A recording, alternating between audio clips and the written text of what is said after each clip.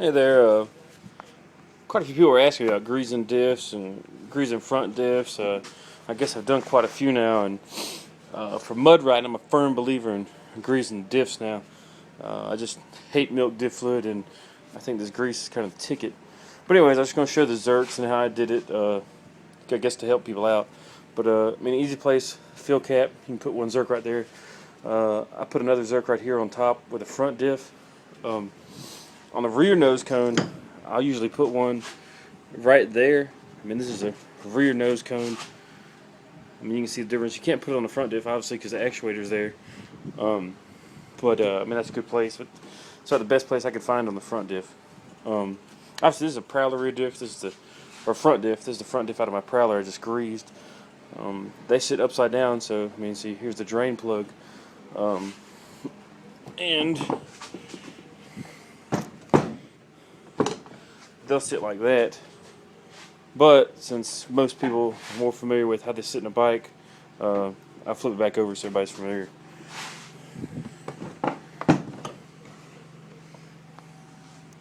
I mean, it's pretty simple, really. I mean, just when you grease it, you really want to grease it through the nose cone. Take it off. When you take it off, I mean, it's just the 3 bolts right there. It comes off, pop off like this. And when you do, you'll see this snap ring that sits on the back of the shaft here, in there like that. Just pop it off, and the input shaft will come out. Alright, when you got the shaft off, you see there's a void right here around this bearing too. You see, I don't know if you can see inside that seal right there, but there's a cavity right there. And I pack that with grease everywhere I can, put it back together, drill the hole, put it back on, and I'll pump about 1.5 through here, maybe 2. Also, on the front diff, since I have the spider gears, this is just an old beat up chunk I had laying around, but you can see the spider gears in there. Let's see if you can see them. You see the spider gears in there. You really got to make sure grease is in there. I mean, you don't want them running dry. I actually didn't take it out on this one just to see if, when I pumped it through the nose cone, if it would fill that up, and it did. I pumped it right through there, and I mean, it filled it up, and it started coming out the part of the carrier right here where the axle slides in. So I mean, it's full. I took it apart and checked it just to make sure. But I mean, better safe than sorry. You want to make sure. You got to make sure the spider gears are full of grease. If not, I mean, it's not gonna be good. But other than that, I mean, just pump it full. Once you see it coming out of the sides of the carrier, you can move over to the other zerk, pump it full, and you'll see it start oozing out the side right here, and just circulate the diff. I mean, as you're doing it, just spin it. Right now I got the actuator on, and it's in 2-wheel drive, but I mean, let's take the actuator off and put it in 4. Also, since it's full of grease, it's kind of slow going into 4-wheel drive. Like if you're just sitting still and you're not moving the front tires, it really is not wanting to go into 4-wheel drive. But I mean, if you're moving and you front end moves at all, I mean, it'll get to the point where it'll engage. I mean, usually I have to roll mine. Like I said, this one's brand new, and it's the grease isn't broken or anything. But you can see it's moving now.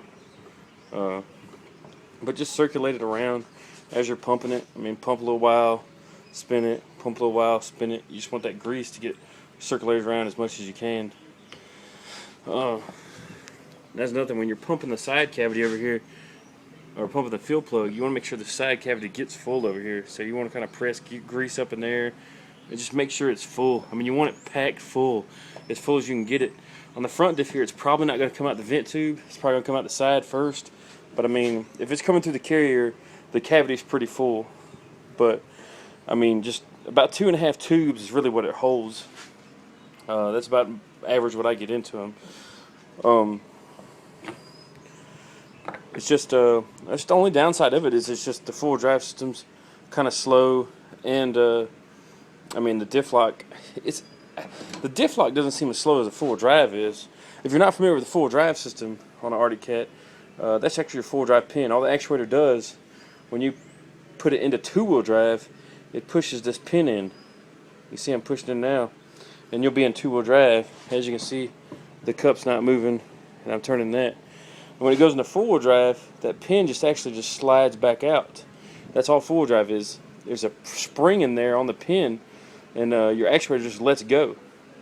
And when it lets go, that pin will come back out. And see, now it's engaged in full drive again. I'm turning the axle cup right now. But that's the only thing I can say. With the greased front diff, you can't sit still and engage the full drive.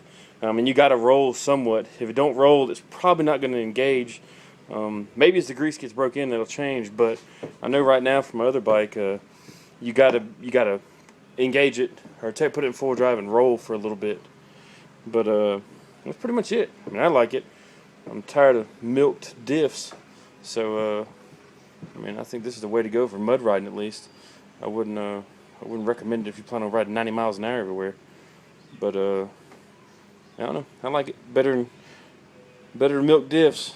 It's nice not to have to flush anything, just roll out and not worry about it. But that's it.